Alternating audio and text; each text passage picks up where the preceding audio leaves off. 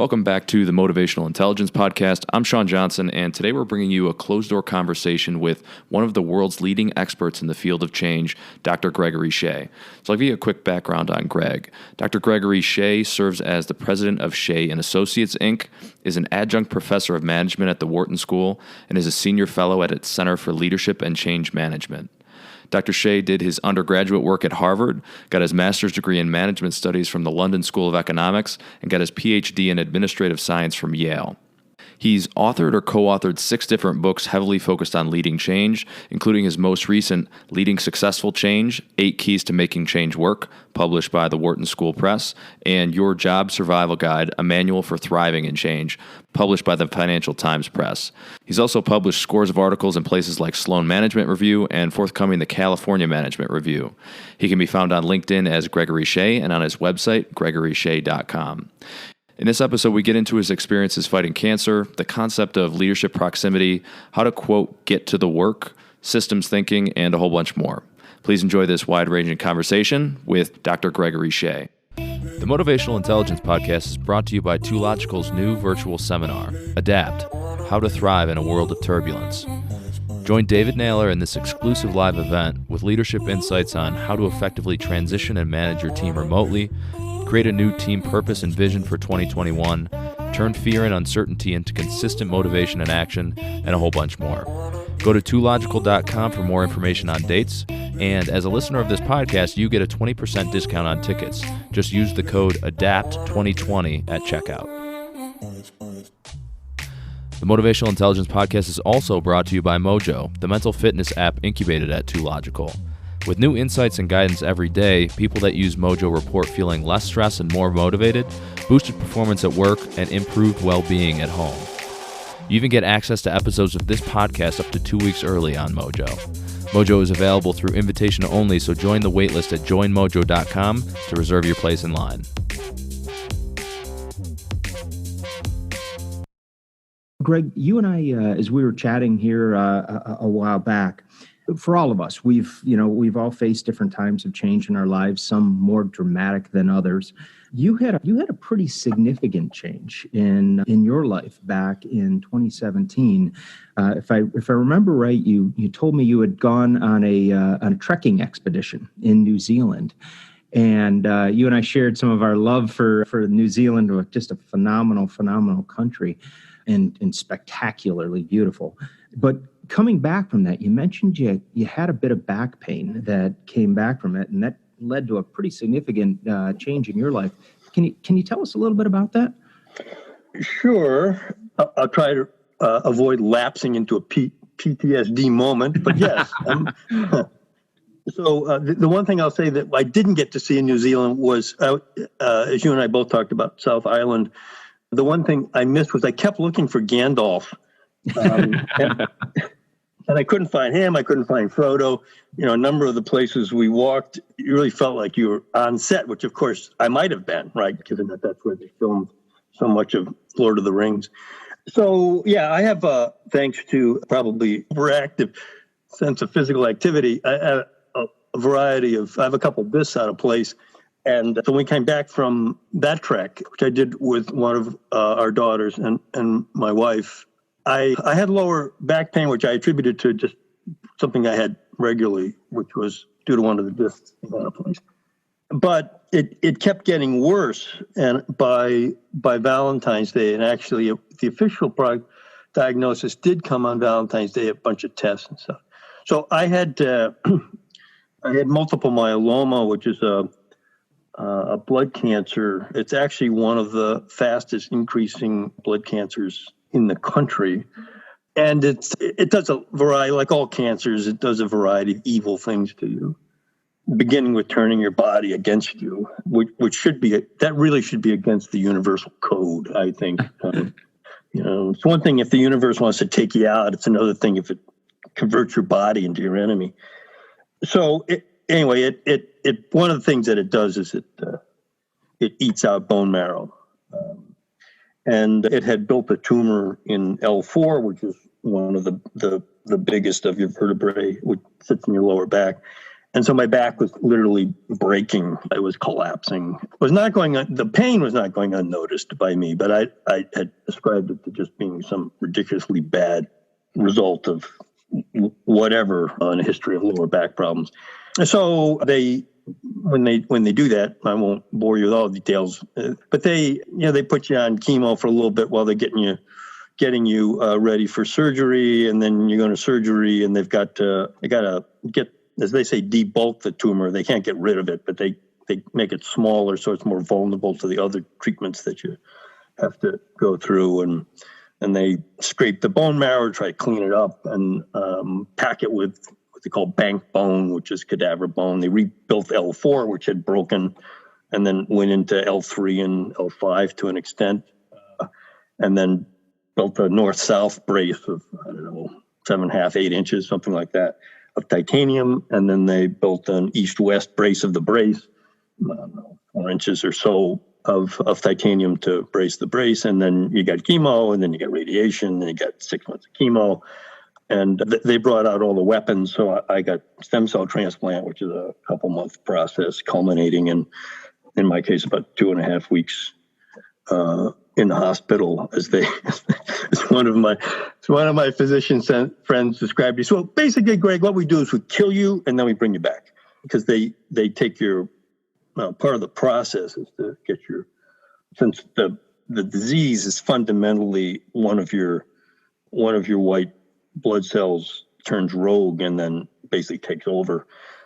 That's a simplification, but so they drive your white blood cell count to 0. So you're a petri dish, waiting for something to feast on you.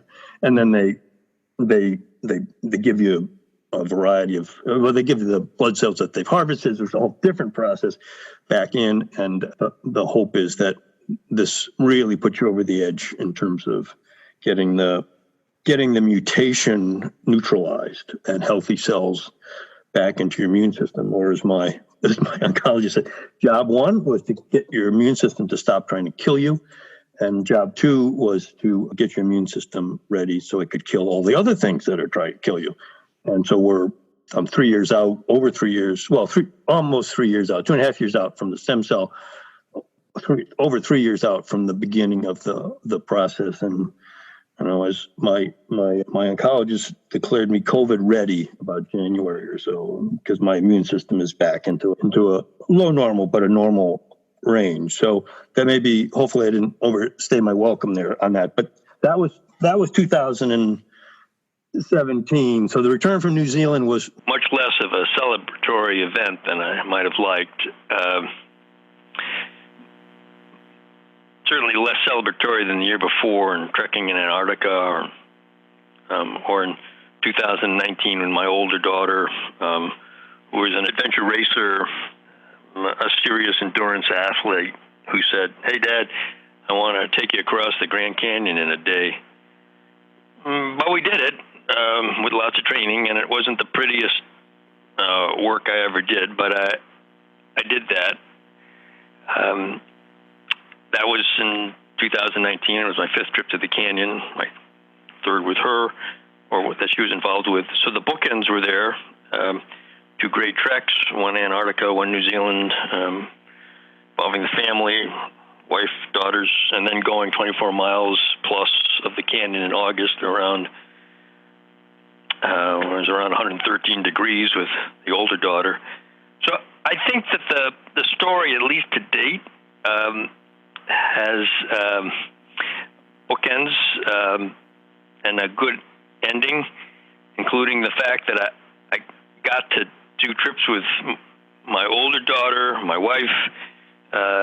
This older daughter trip occurred the same summer that my wife and I got to see our younger daughter married to a wonderful young man. So there was good before, and there's been good after. Yeah.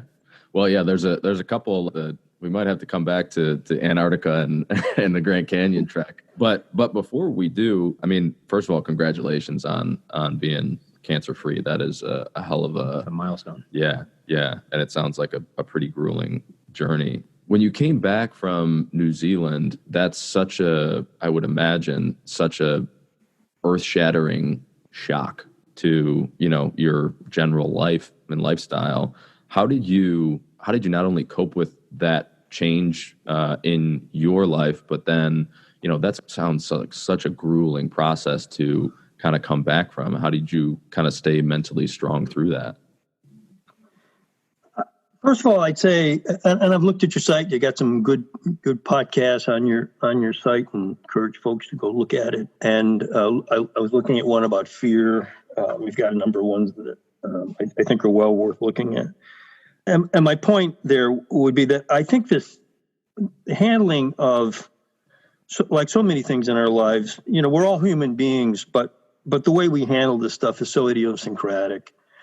And for me, once it became clear what was going on, this was not a hard thing to do, which sounds a little strange, because where I found myself going, been here before when I've been hurt, not like this, but when I've been hurt, is you become extremely Zen-like, or at least I do, in that it's all about it and only about moment by moment. And life becomes amazingly focused and concrete. So the focus at any given moment is about getting down. That from right now you have 5 minutes to get to the bathroom, or you're in a hospital and you got to get on the exam table, or you got to get in the CAT scan arrangement, or on the platform for the x-ray. And it's just going to hurt you a lot. So that's all you focus on, is that. It's not about, I wonder if I'm going to get my life back or not. I mean, it becomes so moment by moment, and in a very strange way, life becomes very easy to tell if you're doing okay or not. So if you got to that bathroom and back again, and you got there in time, and you got your business done, and you got back to wherever you had located yourself to try to minimize the pain, that was an accomplishment, period. Virtually nobody else knows about most of it. My wife would know more than I wish she had to know about it, including in her life.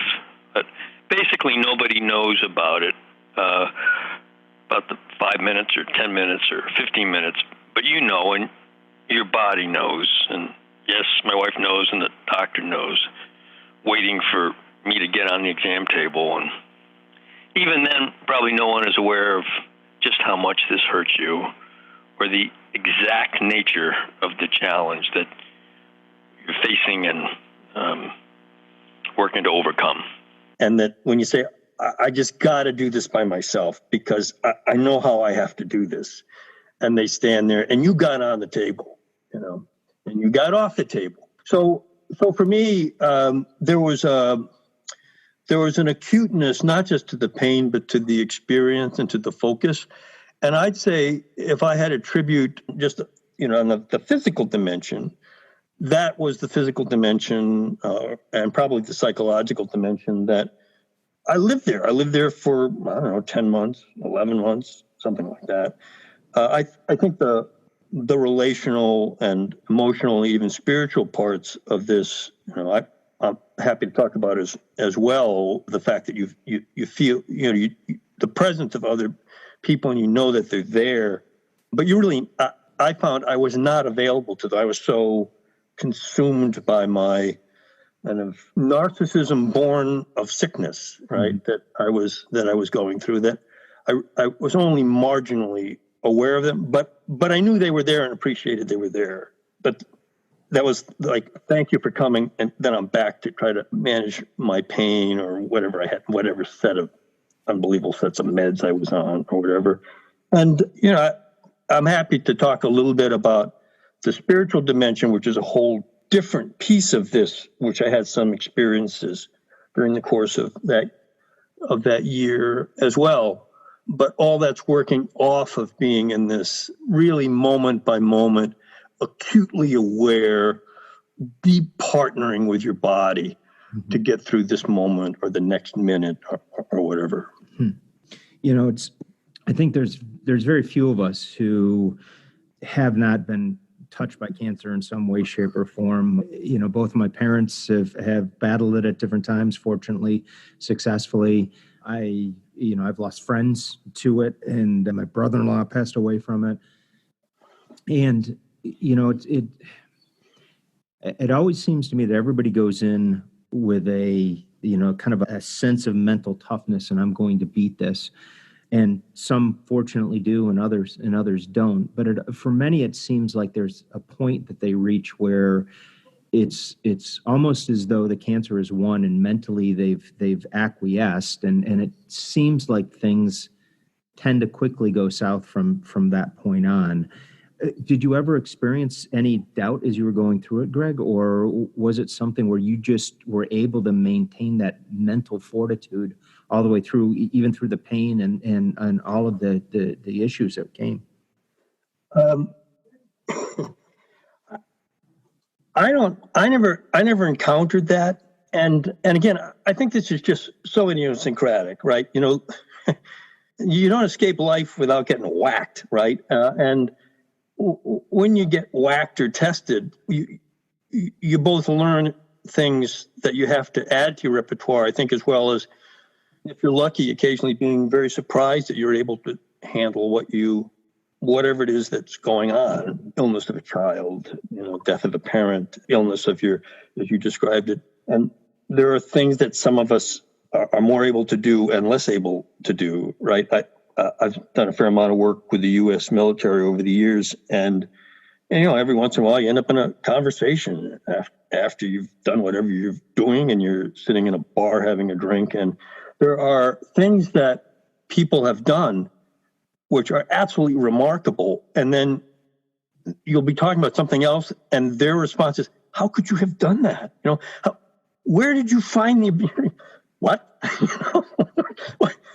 I don't even put the two things we're talking about here on the same scale, right? But for the other person, the thing that they did is something that they did, and similarly for me, and I can't imagine doing what they did, and they can't imagine doing whatever it was that I did, right? And I'm not trying to equate the two. It's just that as human beings, we come with different things. You have very accomplished, remember one guy in particular, very accomplished, successful combat ace from Vietnam War. And, his struggle with trying to get ready to ask this woman to marry him was amazing, right? I can't quite figure out why you're so stunned and, unable to do this other thing, right? Which was a very different thing. But there was a vulnerability to that he didn't feel in combat, right? And so when you say, did I ever reach that point? No, I never saw it, because I didn't believe it was going to happen. I didn't think about it. I thought about, it's about these 5 minutes or this day. I had the benefit of having access to and getting great medical care. I'm in a strong marriage. I got 2 kids who, at least most of the time, tell me that they love me, except when we're having our own moments about stuff. So it wasn't something that I ended up encountering in that way. If I had to go back and give myself advice, the advice is not unlike we might talk about in terms of managing any change, which is, we know that one of the best practices for leaders in change is make it really concrete and get down to the basics, and as concrete as you possibly can. Make the tasks as straightforward and as moment by moment as you can, so people can maintain their sense that they do have efficacy. The world is not just happening to them, and that they have a sense of accomplishment, whatever it is. Shackleton and sees during part of the 2 years of being stranded in Antarctica, he sees one of his men he feels might be slipping away, and he gives him the task of making tea for the rest of the command. And he makes a note about his pleasure when it's done, because he's doing something absolutely best practice. Not that he's perfect, but this was exactly best practice, and relates to your question, where he gave somebody a very concrete task to perform, and it was a task that involved making doing something for other people. So force them to be connected. Making tea for a bunch of Brits is, it's about as basic as it gets. And then Shackleton notes that after that's done, the guy goes over and washes his socks. Well, nobody's about to kill themselves, washes their socks. So he knows, the guy was back in the land of the living. So I didn't find myself encountering that. And I will say, just to touch on some of the other pieces, I've had this always sounds weird, although I've had conversations with a couple of the very, very accomplished and noted international physicians the surgeons who I worked with. And I've told them this, and both of them separately, it was like I'd broken the code, which was striking to me, that I've had several occasions when I've been hurt in my life, and this was one of them, where at some point I literally felt my body talk to me. I mean, it was like it, and I can tell you where it came from. It came from from the side of my head by my ear. In this case, I had a couple times where it said, like for the stem cell transplant, the message I got was, "We're ready for this." And it was as if something were talking in my ear, right? Now, somebody listens to that and says, "Well, that guy's clearly delusional." And I went and checked. As I said, it's happened to me in several different injuries. I've talked to these guys. They said, and both of them said separately, "I absolutely believe that your body talks to you." And so I'm trying to answer your question in terms of, one is what's the concrete best practice? But I think you also get help from unexpected places. And did I expect that my body would be delivering an auditory message to me? No. But did I appreciate the fact that I got it? That was good. Well, and I think that what you said about kind of shortening that time horizon and having that very specific short-term goal, get to the bathroom or get on the exam table or make the tea, or just by putting things in a sense where you can win, it seems like you build more positive momentum, and that it can't help but affect your perspective and your attitude versus stepping back and taking a longer term perspective where things might seem very overwhelming and unwinnable. So that makes a lot of sense. Yeah, absolutely. I mean, I'm doing work with a variety of firefighters who were first responders at September 11th. And so in the course of that, you talk about a wide range of things we're trying to capture, along with a couple of colleagues, Andre Cote and Paul Brown, who's a retired captain from the fire department in New York. And one of the things they said, when people go to their first fire, and firefighters are very well trained in New York. I mean, this is not, oh, okay, we'll give you a couple of weeks and then you show up. No. This is a world-class fire department.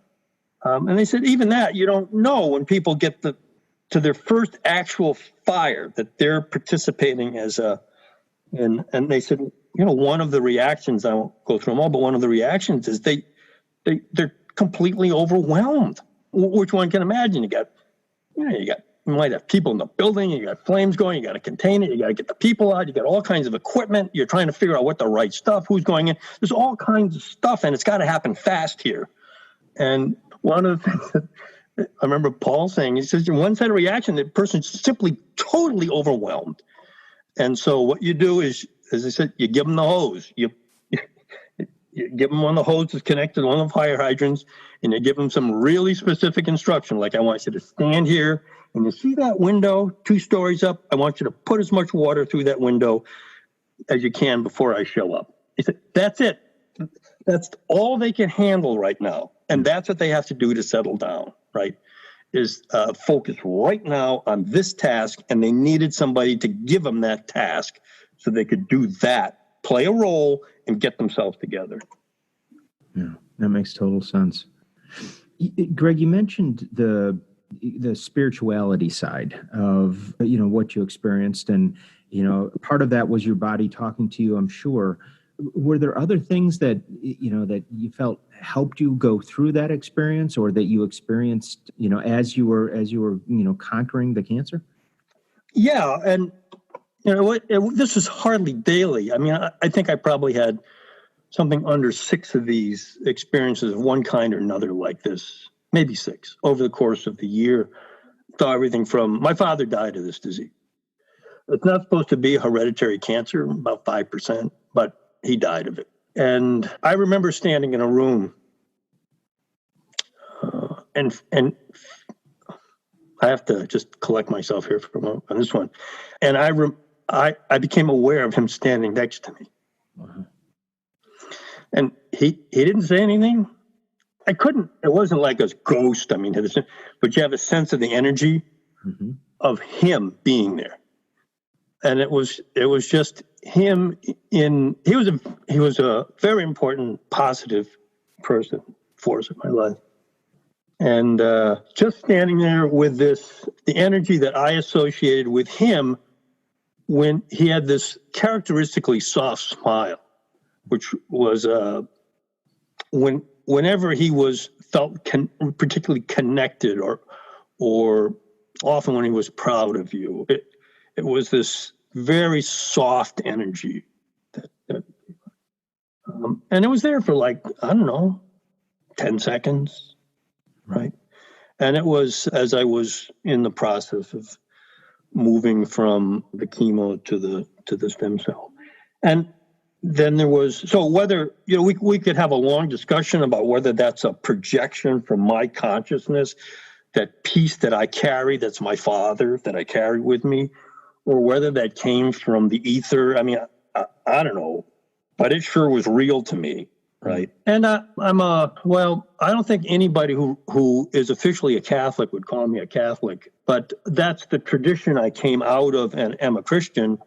And I had the occasion once, it was spontaneous, just kind of it's a prayer group that we go to from time to time, where one of the participants said, there's a tradition, a Christian tradition, and it may exist in other religions, and it's just my ignorance that I don't know about, but of laying on of hands, particularly when somebody's sick. And so and then you pray over the person. So pre-COVID world, you actually get touched, right? So some people put their hands on you, and other people put their hands on those people.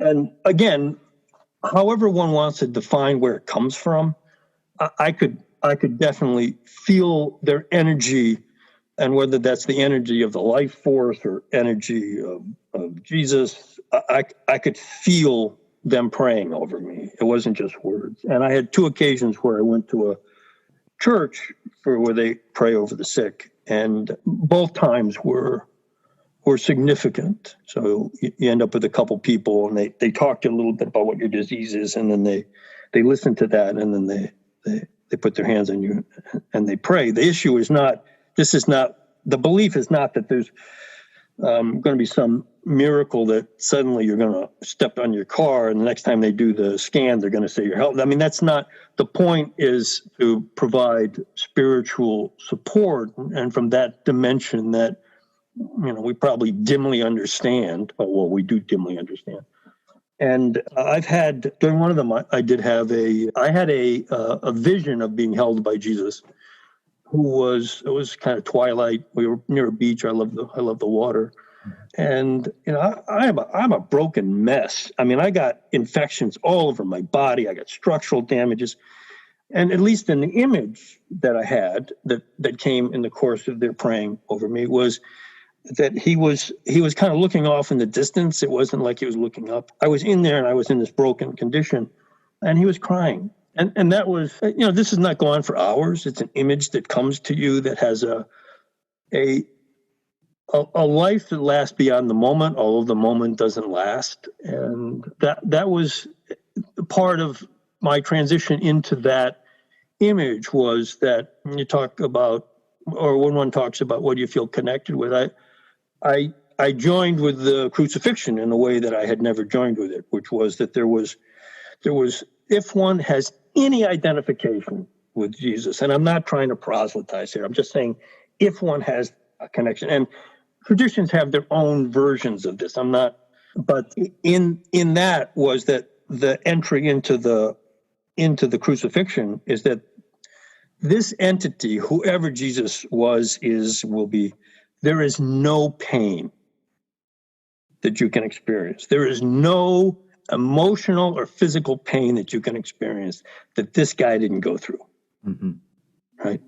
And, both from the abandonment by his friends and all that, and he recovered from the betrayal and all his friends ran away from him and all that, as well as the incredible physical torture that the Romans were so good at coming up with that he went through. And that was a kind of, I think, identification or security in a relationship that, at least for me, has been part of my life, apart from one of my Jewish friends told me early on, he said, yeah, you can have whatever opinion you want about the church. That's your business.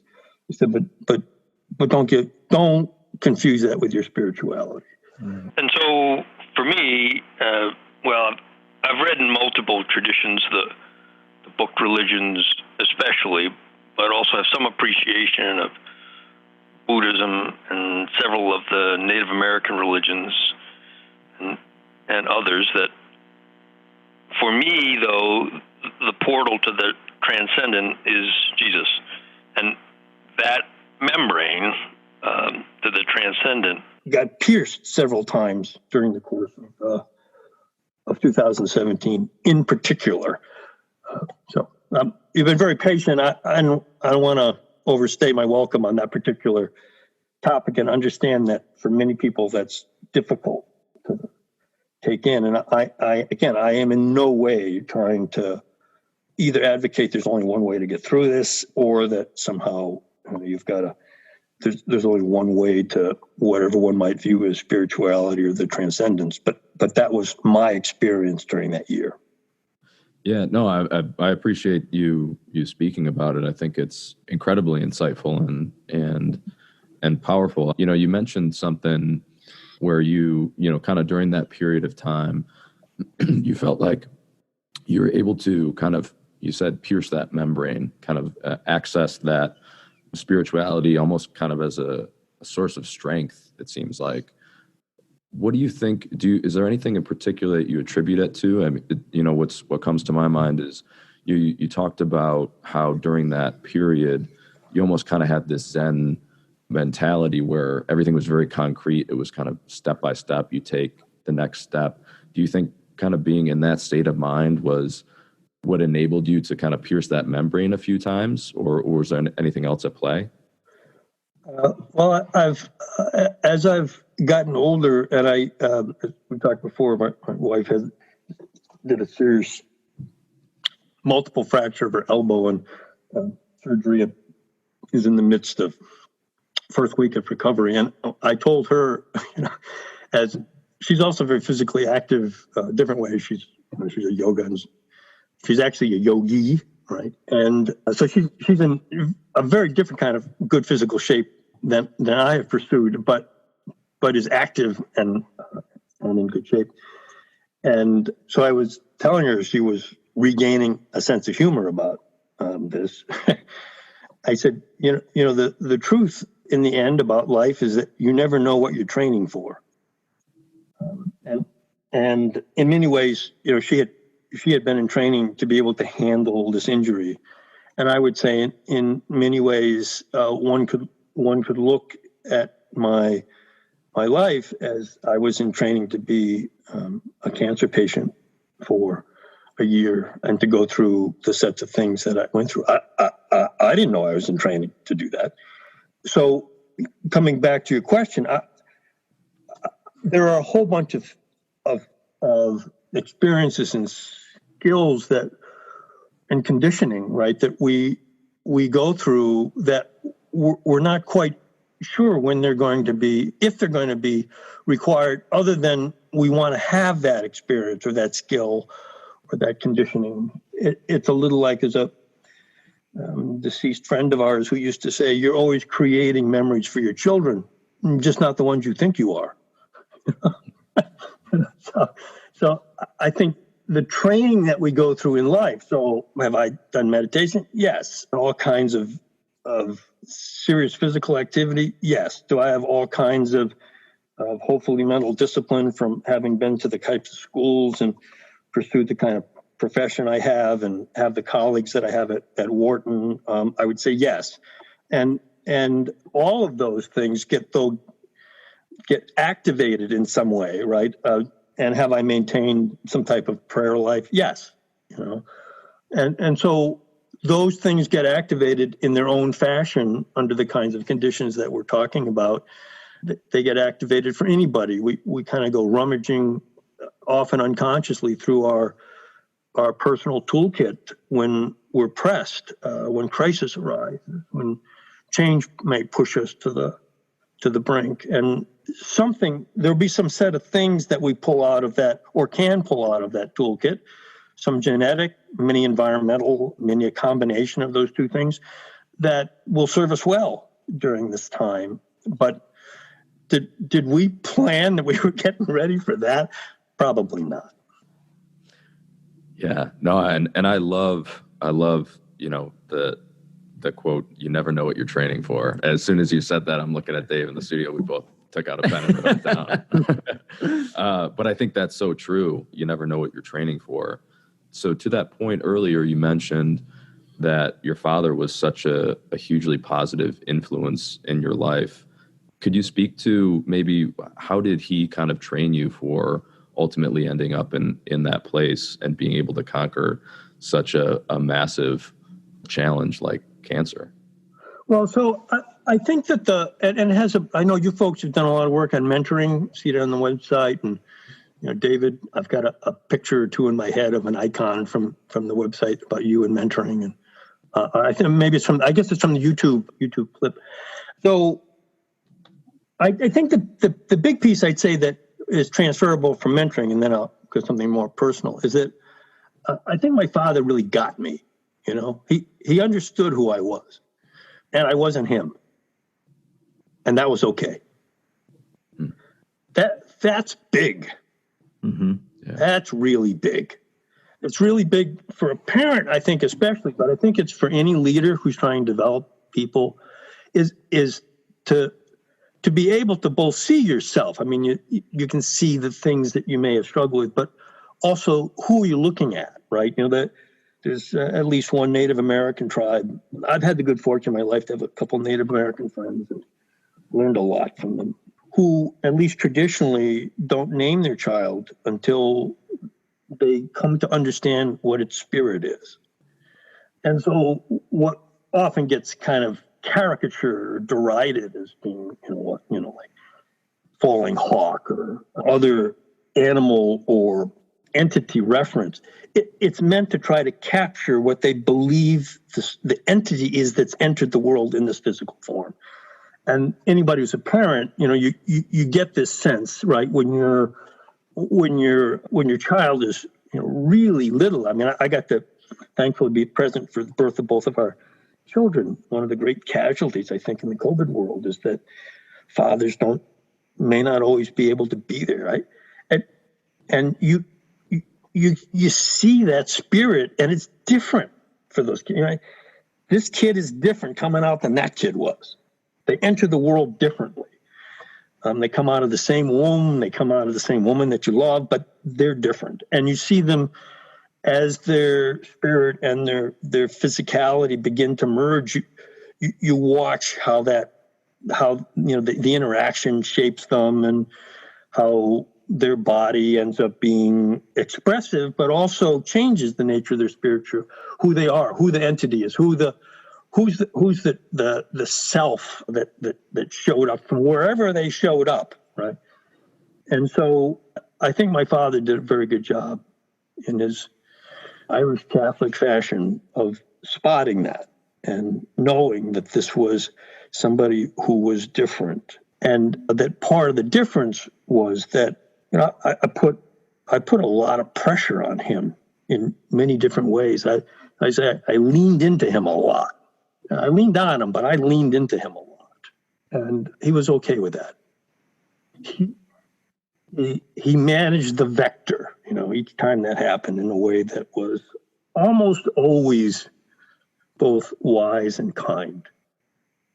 and we could have spent our lives battling each other, but he set the tone for that, right? And then I think concretely, he was very, very generous with his time, and he was an excellent student, loved being a student, and so taught me how to be a student, which clearly I ingested full bore, having spent like close to 30 years of my life going to school, and then most of the rest of my life affiliated with universities. So on a larger scale, I'd say what he did was that he understood who I was, perhaps before I did. Well, I would say definitely before I did, and honored it and worked with it. And then the other thing was a particular generosity of his time. So we spent a lot of time getting ready for sports and practicing baseball and softball, stuff that we did. And then first and foremost, probably in terms of staying power, was being a student. And then I guess the third thing would be there was no question about my father's values. And he was consistent in their application, and he was very watchful about it if you drifted from them. And I don't mean watchful in some kind of punitive fashion. As I said, he was generally patient and kind with me. But if you believe that, you wouldn't do this, or you did that, and that's what that looks like when you go do that. That's right. If you believe that, what you just did is consistent with what you said you believed. So I'd say those three things, and I don't think that's irrelevant to mentoring at all. At least not, and certainly the kind of work I do with senior executives when I do kind of straight up coaching, and then I do what I would call role support, which is trying to work with them through their inbox. So we may not go in with a particular developmental purpose, but either they're new to a role or a particularly challenging time. We're just trying to sort through what they're doing and how they're doing it. And then the third thing I do is thought partnering with them. So I have pretty broad-based education and training, so there aren't a whole lot of things I haven't encountered in some sense. They're not going to hire me to do a leverage buyout, but I know something about leverage buyout. And so that's what I would call the third thing, which is thought part. So let's just think together about if you were going to do what's involved in a merger, is if you're going to get the people assets lined up, what would that take? Or you want to move your organization in the following direction, what that's going to require from you and from your executive team. Let's just talk about it, because as you know, so much of what happens for senior managers is, particularly CEOs or strategic business units, SBU heads, is that if they go to have a conversation, it's like all of a sudden the entire organization's infected with a thought, and they don't want that. All they want to do is, can we just talk about this in some way that doesn't cause the organization to start vibrating? Well, I have those conversations. And I think all of that is in keeping with the kinds of things that I described that, my father would be good at, or would say that he manifested, which is honoring what you see, being patient and kind, being a good student, being thoughtful about that, and always being value-based about how you approach things. Yeah. He built such a wonderful foundation for you to move through life on, and gave you the reference points that obviously still ripple today in the conversations and that you have with senior leaders and executives. So what a wonderful man he truly was. Well, I would say one thing that I kidded about so my father had what they call a smoldering myeloma for 15 years or something, which means you have all the preconditions, but it hasn't kicked into an active cancer. And I got almost, I think the same year that he was diagnosed with smoldering, I got the full bore stuff. So I think if my father were on top of his game, he probably would have said something. Yeah, that's Greg. Yeah. Greg would want to get there sooner. There's time where being competitive isn't necessarily an advantage, That's my boy, So Greg, so much of your work professionally has been focused in the change side of things, and obviously you've dealt with a lot of, change in terms of the personal challenges and things that you've gone through in battling cancer. But what led you initially down the pathway of focusing so much of your professional time in the change arena? Well, the short answer would be I met a guy. So one thing I knew when I was, Dave and I talked about this, one thing I knew when I was 20 was I was done going to school. I really enjoyed going to Harvard. I think made very good use of a bunch of resources. I did well there. And I had wanted to really invest myself in being a student again, because I spent maybe a couple of years not being as much of a student as I would have liked, because I was doing all kinds of social action stuff. I graduated from high school in 1970, and the 60s basically run from the mid-60s to the mid-70s or so. And I was very much involved in a lot of that stuff, trying to fight to make the planet cleaner and the world more peaceful and equitable. And so this was a chance, without giving up all that other stuff, I thought this could be my last chance to really be a student. So, and then when I was at that around 20, I met a guy who exposed me to the psychology of work. And he was a career counselor at Harvard named Bob Ginn, himself a reverend, which was probably not irrelevant to our relationship. And what I took out of that was, A, I didn't know the field existed, and B, somewhere during that quick dip in the subject, I came across a quote from Freud, which is, and I'm not a Freudian, and Freud's got all kinds of limits, as we all do, but he certainly has his, that he said there are two measures of human health. One is the capacity to love, and one is the capacity to work.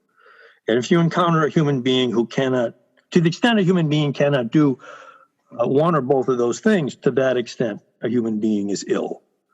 And I said, whoa, for somebody who's worked since he was 14, which I had, I said, I'm not egotistical enough to believe I'm going to teach the world about loving one another, but I certainly know something about work and the reality of its basic nature of whether you're paid for it or not paid for it, of doing work, of attempting to influence the world around you in some fashion during the course of a day to make it different as a result of your effort at the end of your workday, however long that is, than it was when you started. That's such a basic human experience, and organizations at their best help people do that.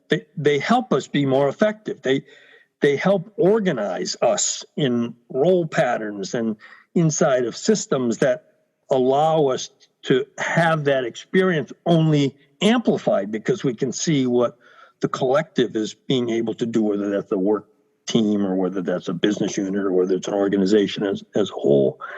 And that combination of that reality, my desire to make the world a better place, I can do this. And so, having been sure I wasn't going to go to school anymore, I then left my 20s with a handful of masters and a PhD degree and set out to try to do the work. But at the core, that's the reason, is that I believe that you can come home tired from work.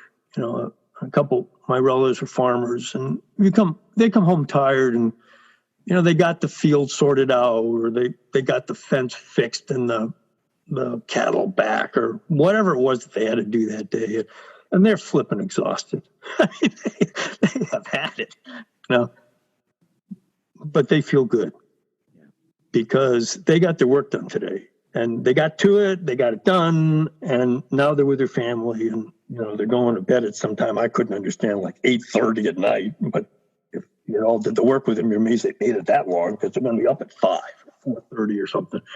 And that's very different than if they could never get to the work that day. So, one of the animals got hurt and had to take care of that, and the tractor wouldn't get going, and the seed was bad, and whatever it was. And they spent the whole day being frustrated because they couldn't get to the work.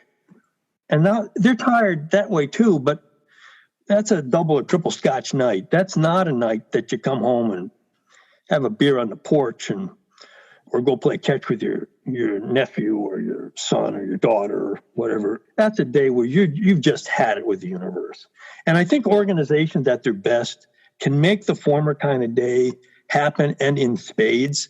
And at their worst, they get in our way. We can't even get to the work, or worse than that, it's actually got a negative influence because there's some undermining that's happening, or all the things that we know that human beings are capable of individually and collectively that get in our own way and are hurtful. They maim us, right? So that's the start. The starting point was discovering that there was something that I think could combine aspects of myself to a good end. And then as I've moved through the 35 years or whatever I've been doing this stuff, of seeing the tremendous potential for organizations to influence the way people show up back home for their loved ones, for their significant others, for their kids, for their communities.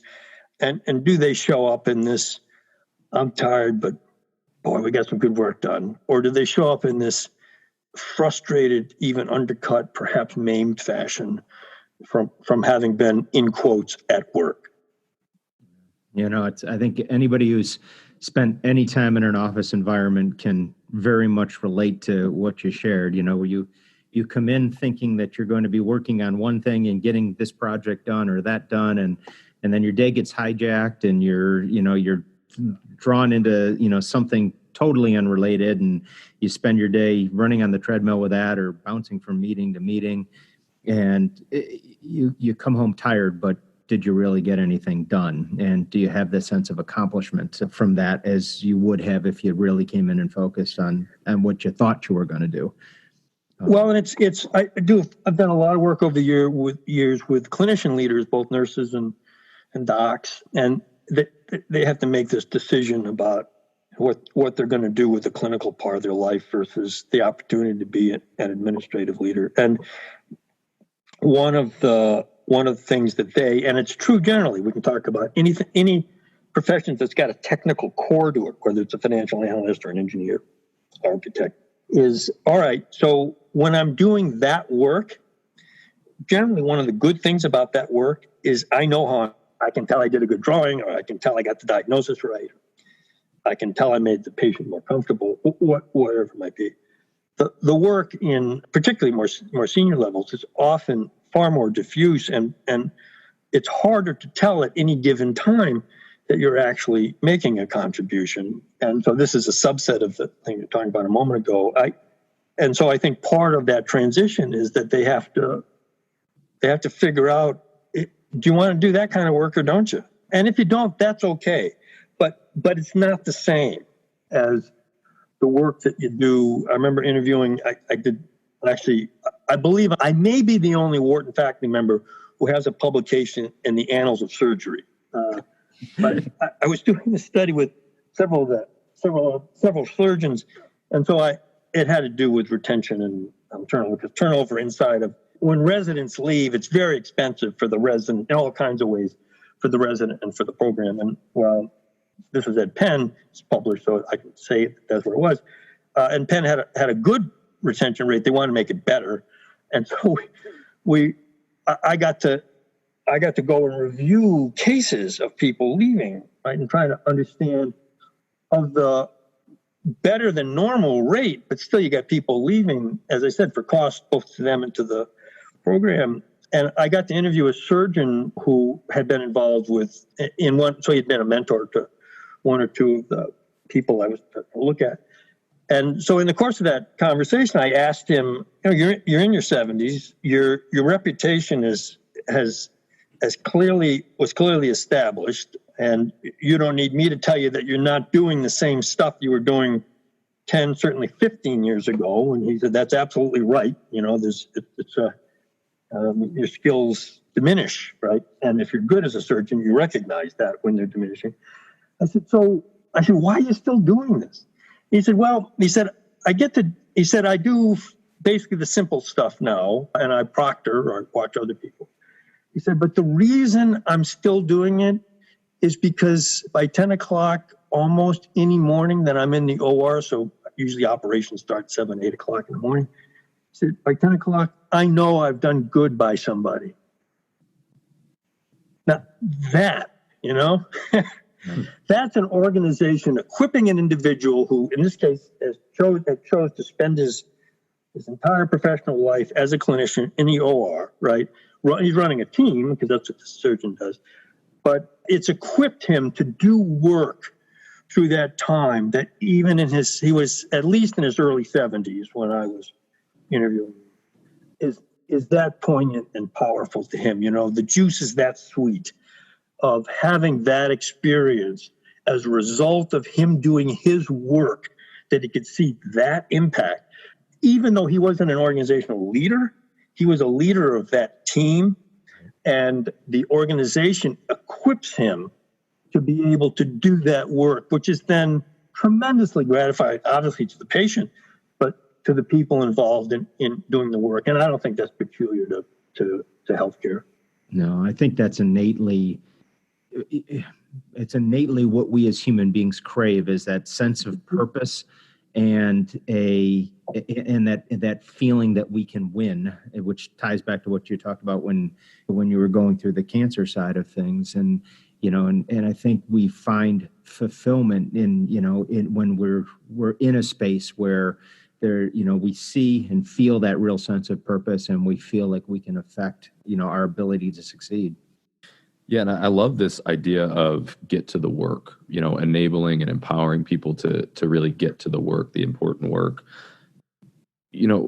Greg, over your studies and your work with organizations, are there commonalities that you see that either are common obstacles that constantly get in the way, organizations kind of get in their own way and don't enable people to get to the work, or common best practices that they enable or implement that do enable their people to get to the work?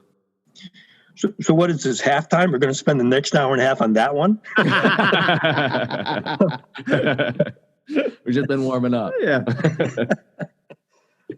Well, you and I could compare notes. There are a couple. I think it's, part of it lives in anybody, and then part of it lives who's ever in the leadership position, and leadership doesn't, or the designated leadership position, and that doesn't have to be the CEO, right? It can be a work group level. But I think one, and this is a big piece of the book that I wrote, just got revised and reissued, Leading Successful Change, 8 Keys to Making Change Work, that I wrote with a longtime friend and colleague, Cassie Solomon, which is that arguably, and this is not just at work, we see it in families, we see it at group level, is that we don't think in a systems fashion enough. So we come from a culture, European culture generally, but particularly American, where there's so much emphasis on the individual that in one sense, historically was tremendously liberating, and took the Magna Carta and put it on steroids. But at the same time, I think we often, both ourselves and the people who look at us, over-attribute what happens with the individual to the individual.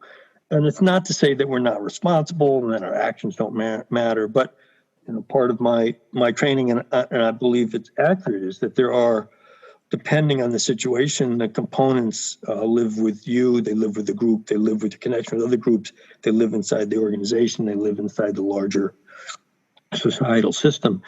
And all those, depending on what it is that you're facing at any given time, are particularly in play. So I think we tend to underestimate the impact of the way we set things up, knowingly and unknowingly, for then what we see in terms of patterns of behavior. So that's one. I think that the organizations that do better, the leaders that do better in level, understand that, and I'm overstating it to make the point, it's not just about bring me a talented person and we're all set. No, or when I see somebody failing, then what I'm observing is somebody who's a failure.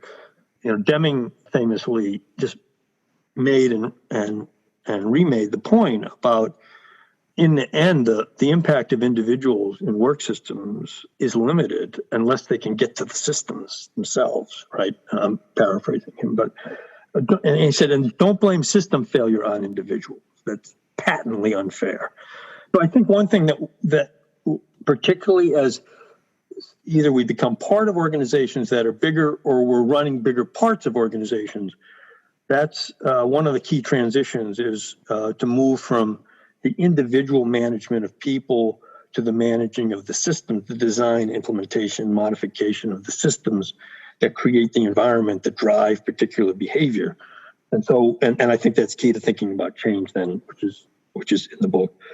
I think that one of the key struggles in any organization is what, Alder Furr and that whole set of folks would talk about. It's the problem of boundedness. So, overbounded systems are simply too rigid. They end up with tightly circumscribed roles and interactions that actually make the place brittle. But underbound systems, they're not adequately organized people get lost in the very thing we were talking about 15 minutes ago. It's so confusing that you just waste lots and lots and lots of energy.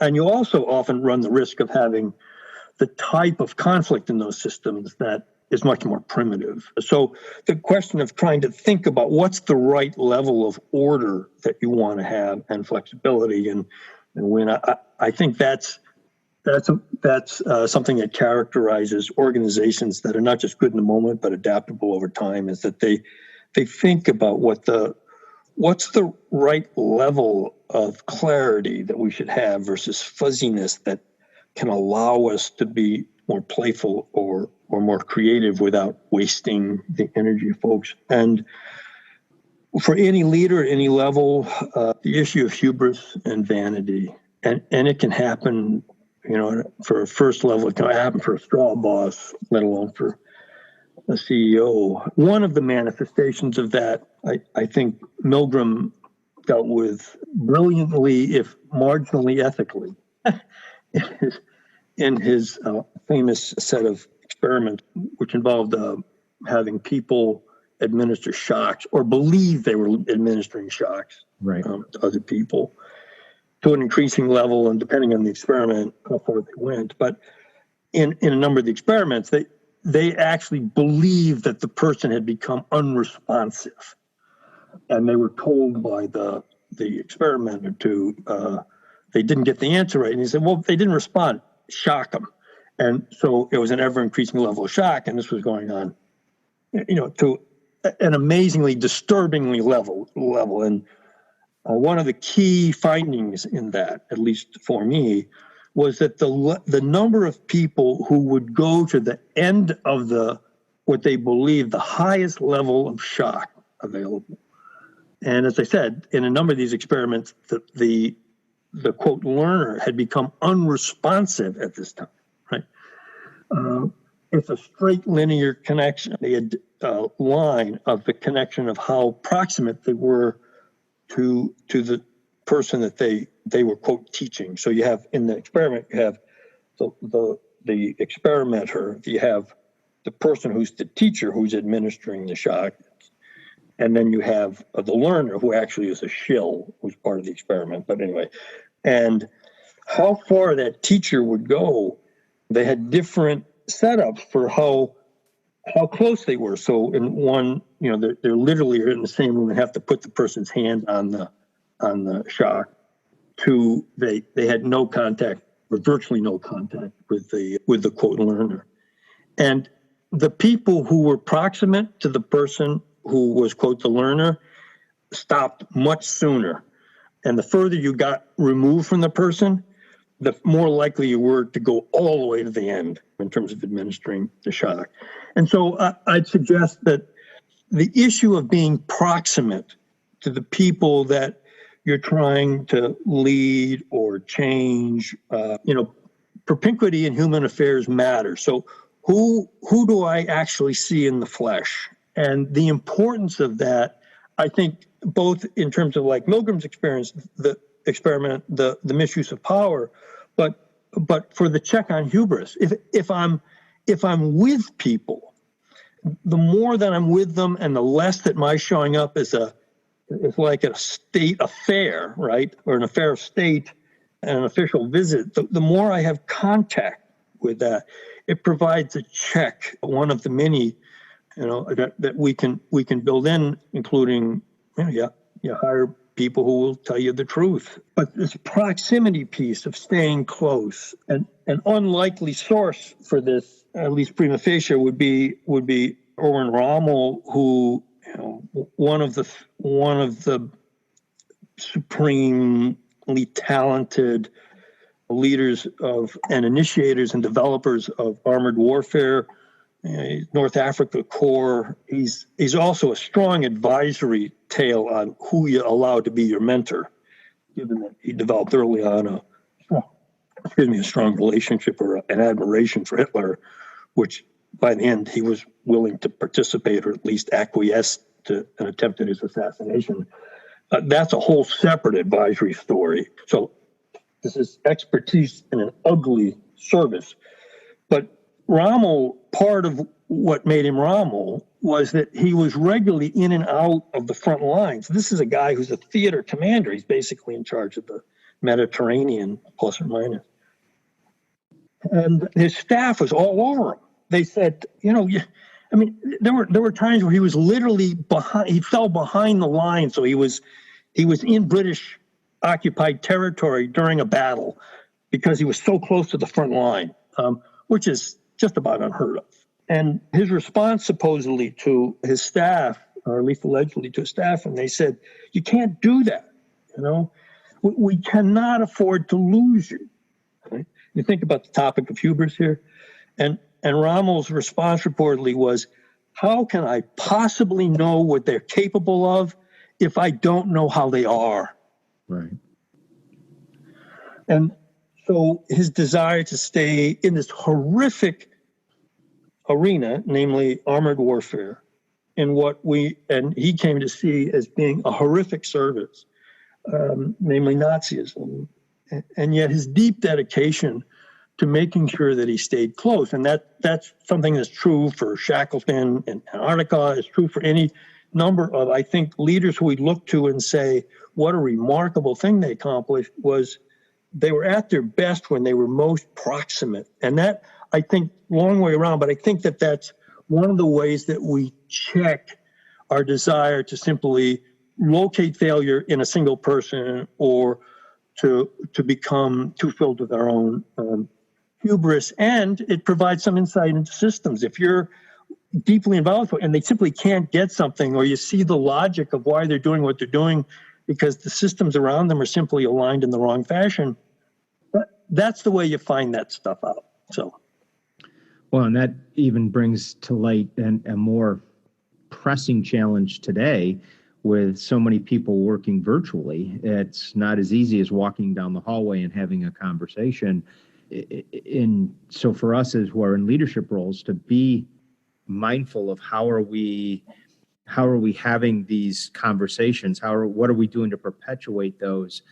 I was on a conference call late last week with an executive from one of the largest energy companies, and he was talking about, when he was a young up and coming manager and how much he gained from the conversations in the hallway and having those informal opportunities to interact with higher level executives and how that influenced him, and the strides that they're trying to make organizationally to foster that in a more virtual environment. So I think organizationally we have to be mindful of what are we doing to be proximate in these times where it's not so easy to be proximate. I think it's a really big deal that often doesn't get talked about when we talk about remote working, and that, in the end, you put a couple of human beings in a room together and they're taking in information they're not even aware they're taking in about one another. Nonverbal cues, the way people handle stuff. We're physical, social entities. We are. We're not cyborgs and we're not droids. We can work with that equipment, but that's not who we are. And so the way that we end up establishing connection. And it's not that we can't establish connection virtually. I get it. I understand that. But it's different when we see each other. So I think two things in the spirit of what you're saying. One is, how do you compensate for the fact that you're not present? So certainly thinking of one SBU head who I've worked with over the last couple months. I've worked for them for a long time, but particularly around this stuff, and talking about what are ways that they might compensate. And it's not the same as, well, we had the staff meeting, therefore now we'll do it remotely. And it's more complicated than that, I think, if you're going to be thoughtful as a leader, and he certainly is. And then the second thing is, I think there's an artifactual comfort that people run the risk of coming to, which is they say, well, I was talking to a senior partner in one of the big consulting firms, I don't know, a month ago, maybe 6 weeks ago. He said, yeah, he said, we're basically doing with my team. He said, we're basically, everything's remote. And he said, I think the team's fine. I think we're just doing great. We're just working remotely. And I said, well, that's wonderful. And yet I would issue this caution to you, since part of my job and most of my work relationships as a consultant is I worry about stuff, right? I worry about their well-being, the organization's well-being. I said, I would encourage you to think about the fact that you're drawing down on your legacy. And what I mean by that is that your team existed for whatever number of years, for some of them, it might have been not a lot of years, but just some years, in physical space. And so that's the context that they're working remotely in. That's different than if you started a team and simply worked remotely. Yeah, that's a very valid point. And it's decidedly a challenge. Is, what do you do to perpetuate culture when you are virtual? Because it's entirely difficult. And so much of what defines the culture of a team is that informal nature of how people interact and how they treat one another, and the human capital that gets built in those interactions, which candidly you lose a lot when you're just seeing people on a Zoom meeting. Yeah, and I think that's part of, ideally, right, that's part of what the team at whatever level it is, that you normalize it. Okay, what you just said, we're about to be a team that has a large amount of X in it, like working remotely, and we're not going to have as much Y, which is physical presence to each other. And how are we going to deal with that? How are we going to deal with that in a way that preserves, or ideally even advances, our connections to one another? Yeah, and I think, to that point as well, it's, and to your point about, understanding the systems at play, it's understanding that remote work is fundamentally going to have to be a different system than, being in a physical office. I think the mistake you see a lot of leaders make is just try to replicate what they were doing in the office and put it online. Yep. Well, I frankly believe that one of the reasons that we've been slow to do some of the remote work is that it actually puts the blocking and tackling that we've known forever about setting clear objectives, timelines, all that stuff. You actually have to do it now. Yeah. I can't wander by your desk and say, "Hey, what's the name of that project again going?" No, you can't do that. Or not as easily. Not as easily. Yeah. Well, that's one thing that we've noticed too is, I think to that point, once you're working remote, it really does force you to get much more organized. Yes. Everybody's on different schedules and in different places. Yep. One of the things too, though, and I have noticed this as we virtualized our organization, and it goes back to something you said earlier, Greg, a lot of the distraction factor, where you come in and you think you're going to be working on one thing and you get hijacked and you're working on something else. That doesn't really seem to happen to the same degree in a virtual environment. So you do have, at least I've found, the ability to focus more. It takes more discipline to stay focused because there's different distractions. But the person walking in your office and taking you 180 degrees, that doesn't seem to happen as often. Ability to get to the work is higher. Yeah. Yeah, I think that's true. I think it's also, though, at some point we bang up against the social disparity issue And, do you have the space to separate you from, do you have the equipment? And so I think that's potentially true and is often true, but part of the challenge is to stay alert to when is it not true, either at what level or for what people, and how do you normalize that we're in this is somehow a different reality that they're struggling with, and how do we help them, deal with the fact that they may not have the access that we're assuming that we might have easily. Yeah. Well, and you said something earlier, Greg, and I think it's exceptionally relevant that, the inadequacies or the, an individual who really hasn't developed their aptitudes as a manager or leader, that becomes even more apparent in a virtual type environment, because you don't have the luxury of being able to walk down the hallway and, doing those checkpoints. And so it requires a different skill set of individuals. They a higher level of competency from a management and leadership perspective.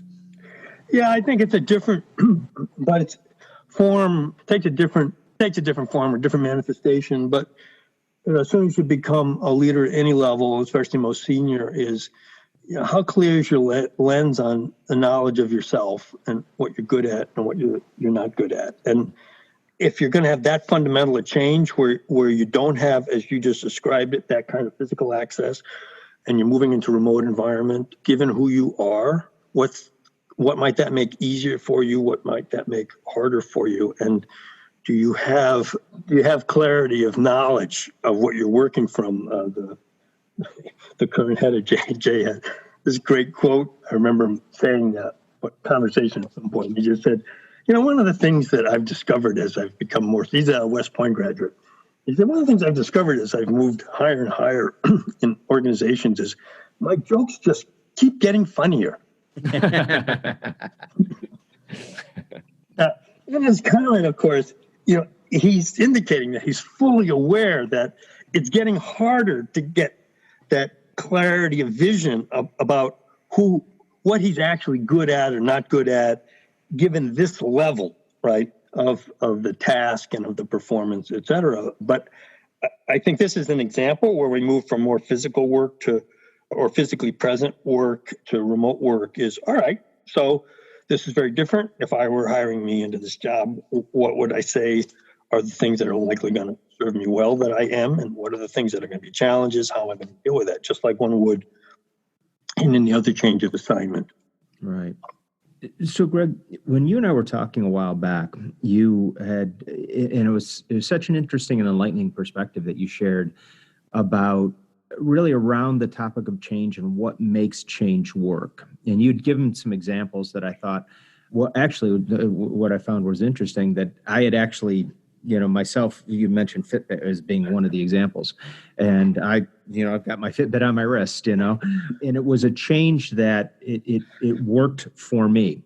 So share with us, from an organizational perspective, as we're, all in the midst of all the changes that we're dealing with right now, what are the things that we can do to think in a more structural perspective and to make change really stick?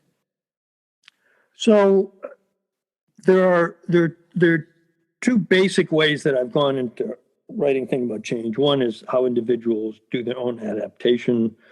That was the first book, Financial Times book, Your Job Survival Guide, which is dealing in a world where change is permanent. And they're just things that are different about being in that world. So, and then the second one, which pertains to what you're saying, which is the Leading Successful Change book, is if I'm trying to make change happen, and I'd argue at almost any level, I mean, the point would be it's not just in the C-suite. There are a couple of classic mistakes that we don't acknowledge enough. At least my bias would be don't acknowledge enough. One is that we don't make change objectives clear, and so we end up with this kind of fuzzy corporate speak. And I think in the Fitbit world, it's like, I want to get healthier. Well, I don't think a lot of personal coaches would stop there. Say, right. Oh, that's something we can work with. Well, a lot of things you can B2B. What's the scene that you're trying to get to, right? Are you're strutting up and down a beach, or in an Ironman thing, or you want to be able to walk up the stairs without getting winded? Let's come up with a set of settings that you want to be able to last a couple years longer with your kid as a playmate, right? To your kid. I mean, let's try to get concrete about that, right? And I think the same thing goes individual or organizational change. And then we underattend to the power of environment. And so much, and this goes back to something we talked about early on, so much of how we look at changes. Oh, well, if you want it, you'll get it. Well, okay. That's true to some extent, but it's only one of the factors. So when I work with individuals, but particularly with leaders, is to try and think about organizations, and we'll come back to the Fitbit as an example, is what do you want to see that you're not seeing? And it's not, I want people to collaborate better. No. Who's collaborating? What are they talking? What's the story that you want to have people talking about? Oh, you wouldn't believe what happened. We did this, we did the other thing, just like always. We did the following.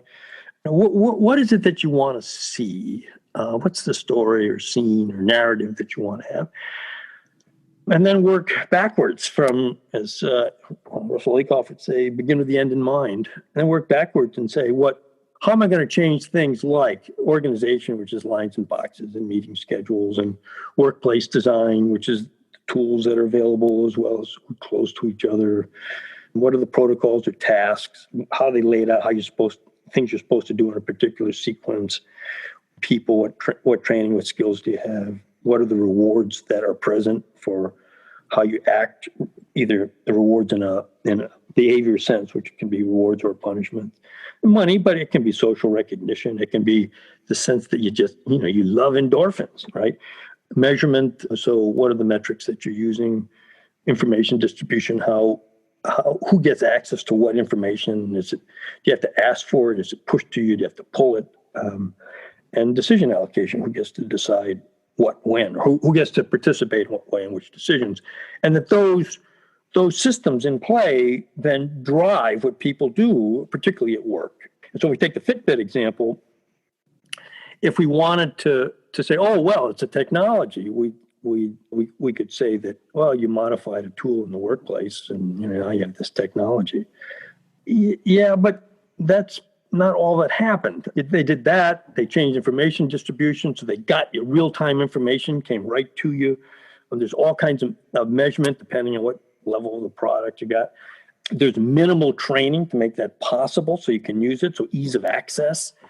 There are rewards that are available because they set up support groups, or they encourage or enable the creation of support groups, which then add to a number of the dimensions like what information you got, but it's rewarding. I mean, people tell you, good job, or you see what other people are doing, say, well, I want to get to that point. So the social environment around the person.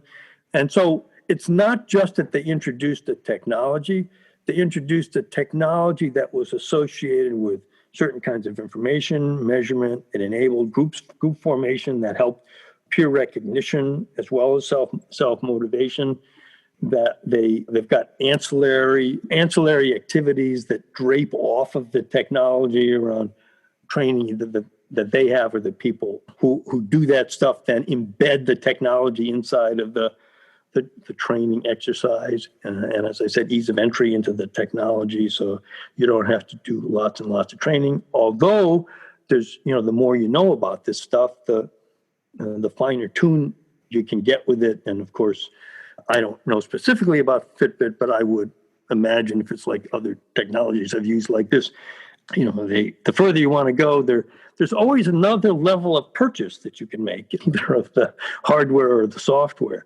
So that if you only defined it as, well, let me just get this, we're going to design or put this technology in.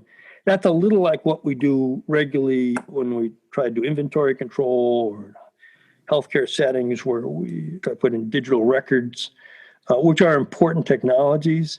But at their worst, what happens is that we don't make these other changes as well. And so the technology works fine, but you're really underutilizing it, and you're not driving the same change in behavior that you'd get if you use the technology as one of multiple aspects of the environment that are getting changed at the same time to drive you toward a particular kind of scene that you want to get to or story you want to be able to tell, which ideally is motivational in and of itself.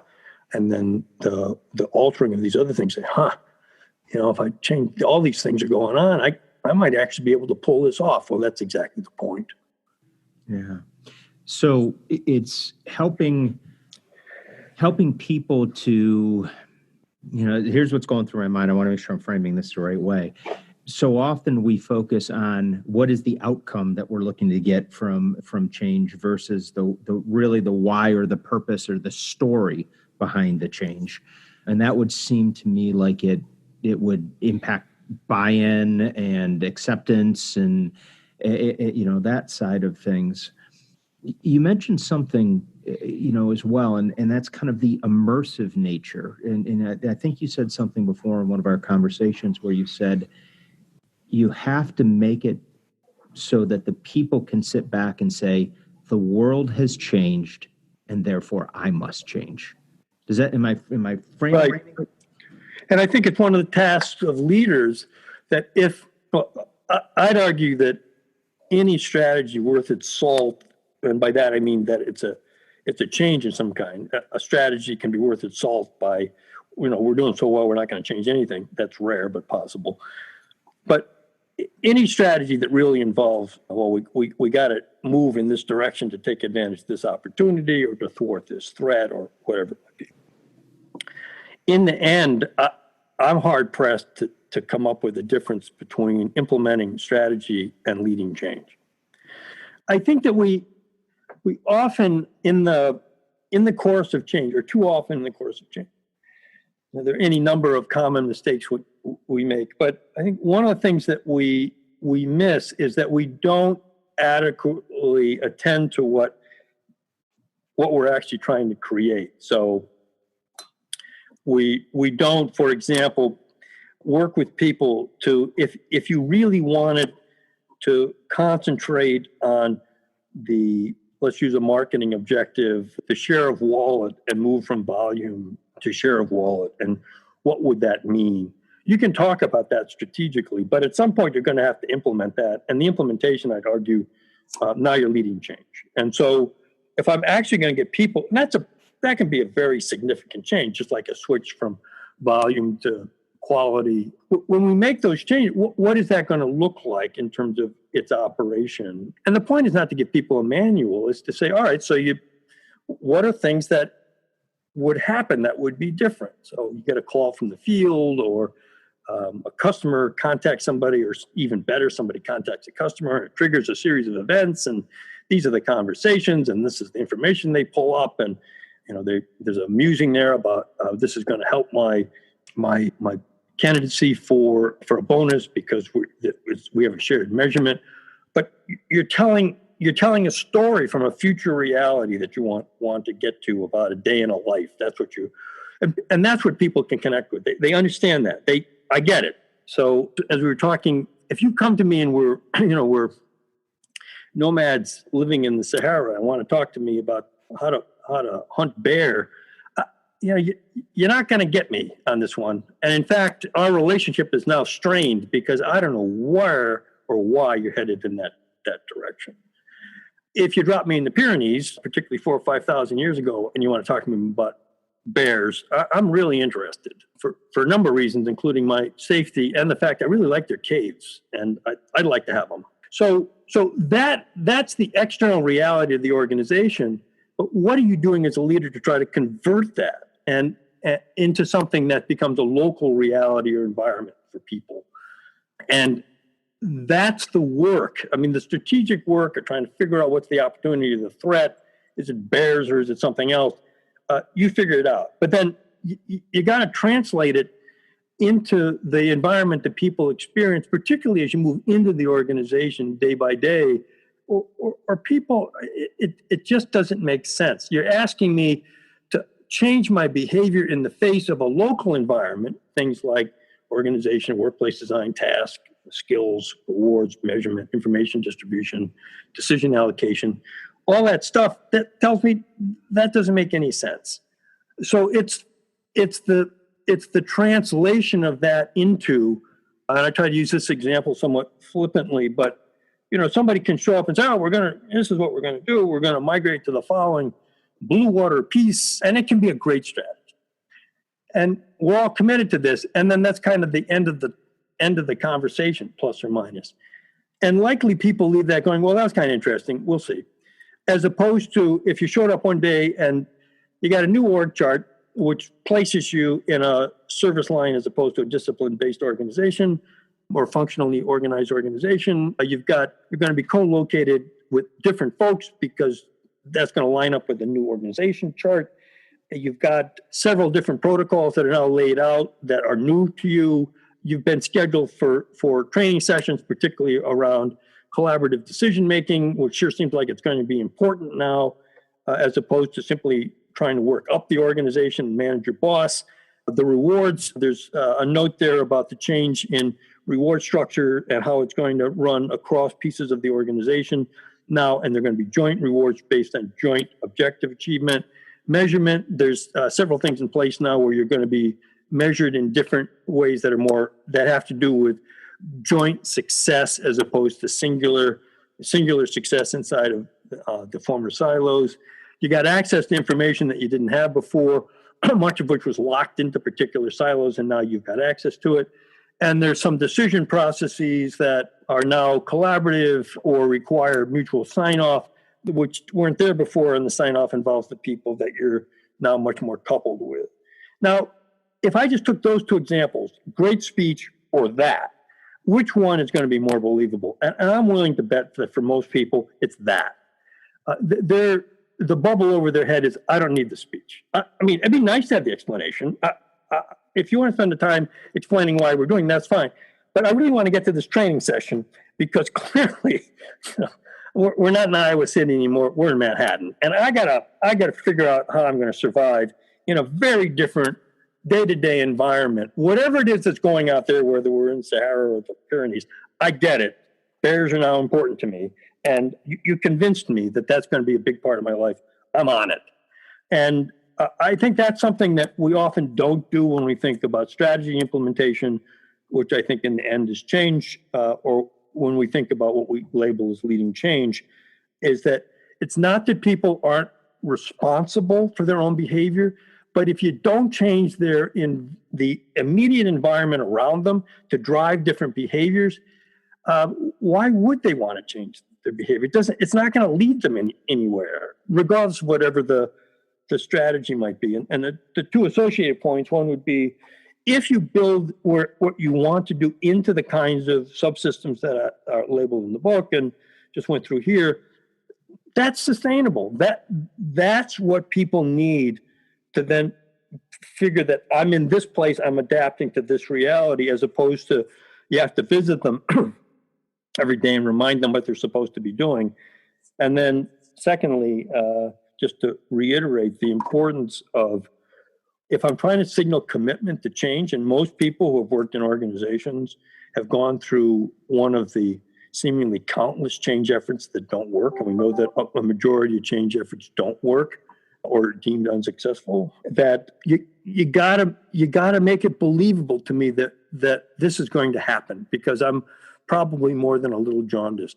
And if you've done all this work to set up these other systems or are in the process of changing them, you've done a lot for your credibility and why I should believe this one's different than the last one, which didn't work so well.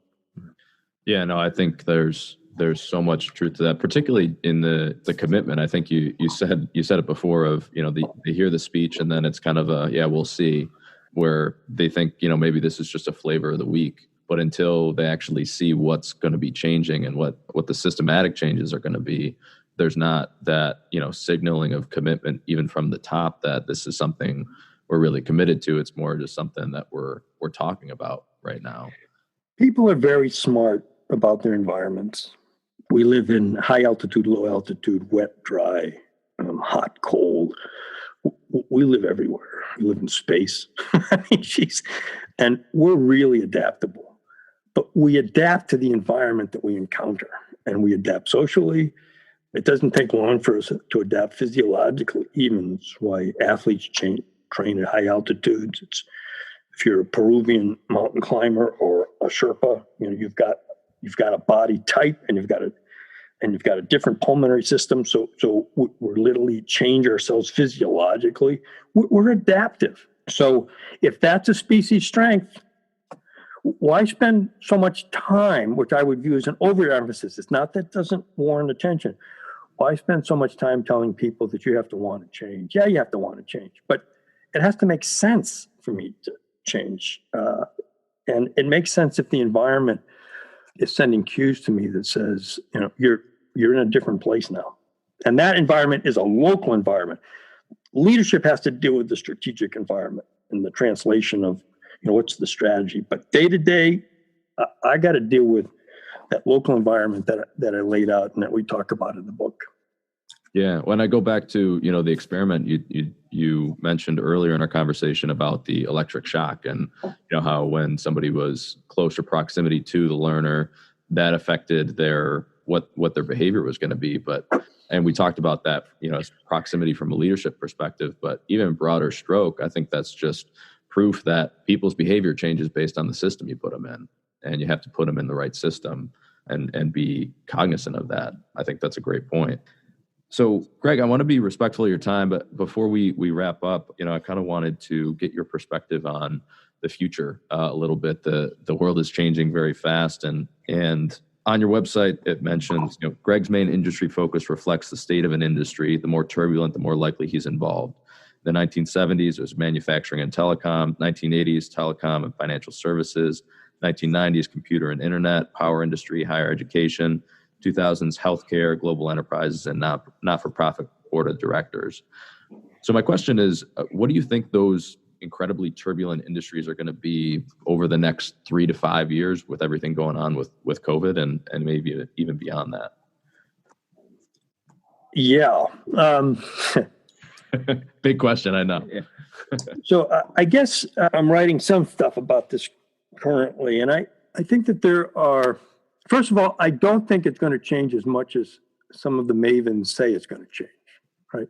Things tend to snap back into place unless, to what we were just talking about, unless there are systems changes that help to either move something along that's in place or developing. And my time in healthcare, for example, is telemedicine made a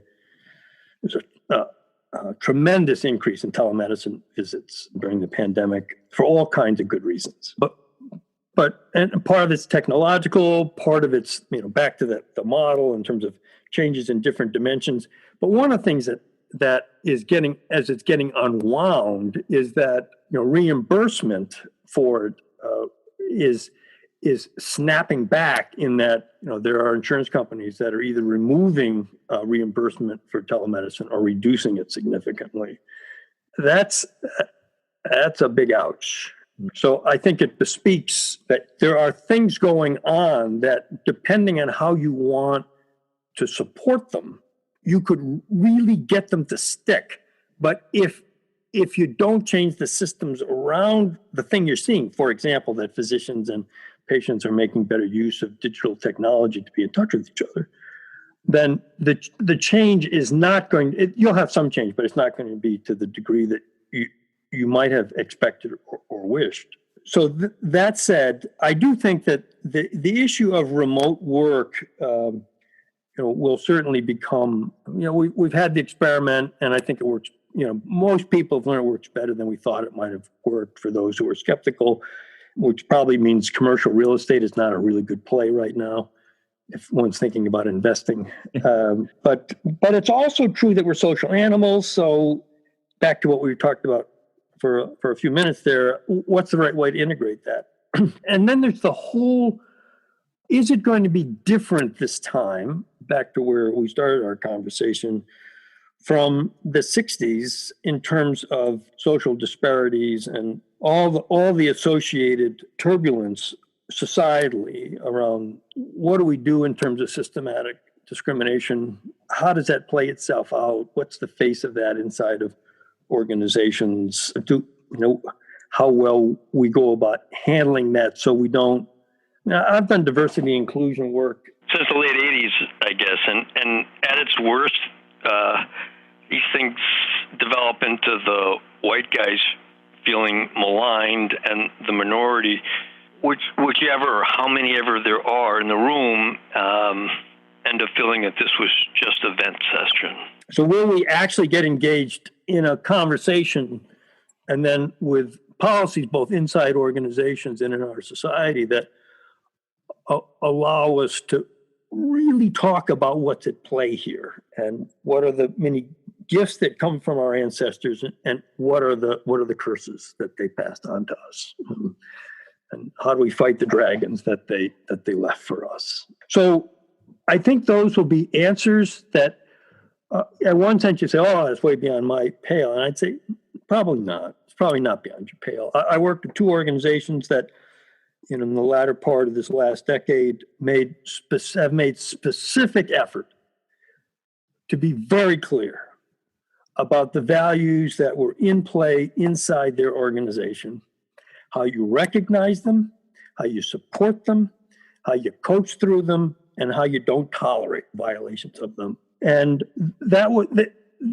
not that they would declare this to the public, but I don't think it's an accident that they energized that effort at exactly the time where more and more of these issues were occurring, and they have continued to really walk the parapets in terms of trying to make sure that their section, back to something we talked about earlier, their section of reality, their corner of the universe, was going to operate in a particular fashion that was, I would characterize it as pro-human rights, period, right? And all the faces that ends up happening. I think in terms of leaders, I don't know how this is going to play out, but there's a real problem, I think, somewhat unconscious, but for a number of people, I think quite conscious, about the problem of elites generally, people who run things, and how much they do to take care of the people who they're responsible for, and how much they're filling their own saddlebags. And this has been a growing issue, and I think it's been on raw display in multiple ways over the pandemic and over the issue that have surfaced. I mean, in everything from, and I'm not trying to equate them, I'm just saying I don't think it's an accident they're occurring at the same time, which is Floyd's death, killing at the hands of police officers, the Redskins. What do you do with that name, right? After all these years of talking about it, I think that there's the real struggle about how much do you trust leadership. When somebody walks in the room and has been the designated leader at whatever level, do you start from a standpoint where you say, I'm going to give them the benefit of the doubt, or do you start from the standpoint where you say, I don't trust them? And if you look at the societal surveys from basically the span of time when we started this conversation, from the 1970s till now, I think I've got this right. I think I've got the time period right. It's roughly that period of time. You go from, for example, do you trust institutions? It used to run around 70%. Now it's under 50%. And I don't think that's irrelevant to the way people approach work either. So I know your question was about particular industries. I'd actually say that there's a challenge to leaders everywhere, and including in organizations, that you really need to attend to the best practices of many of the things that we've talked about, certainly appear in your material about staying connected, staying present, doing the things that are observable, being consistent, all the things that we know help to develop leader-follower connections. And follower doesn't mean a sheep. It means somebody who's willing to be influenced by you in a way and more powerfully than they would at random, that They take you seriously because you're in that position. I think that there's a denigration. I'm going to say that there's a diminution of in that relation and a denigration of that relationship, which I think runs across industry, and I don't know how it's going to play out. But there's definitely less trust that leadership is going to knows what they're doing, will do the right thing, and won't simply move their money off country into an island, and they'll just park.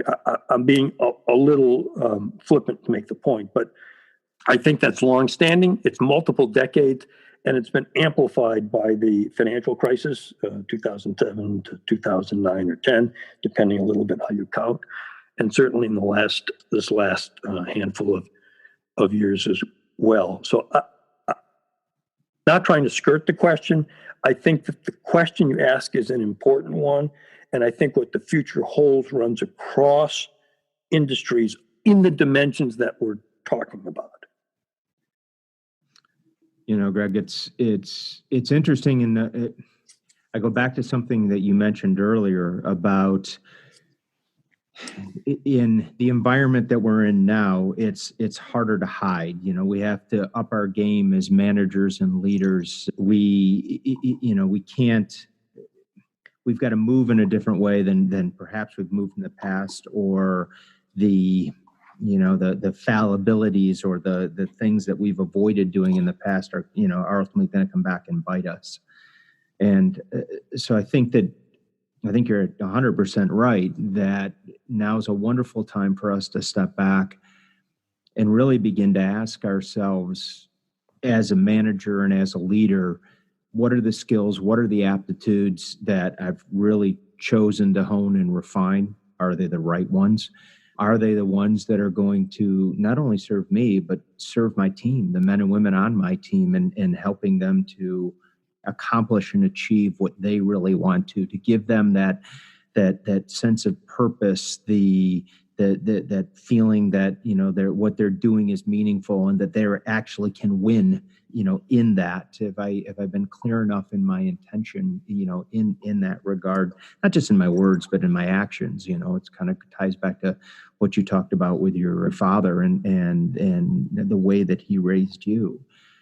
And and in so many ways it really does. It ties back to that concept of servant leadership and why are we doing the things that we're doing, and maybe even to the a grander question that we should all reflect upon, and that is what is it that we're really training for here, and perhaps that's the best theme for us to wrap on today. So Greg, thank you so much for your time, your wisdom, and your insights in the conversation today.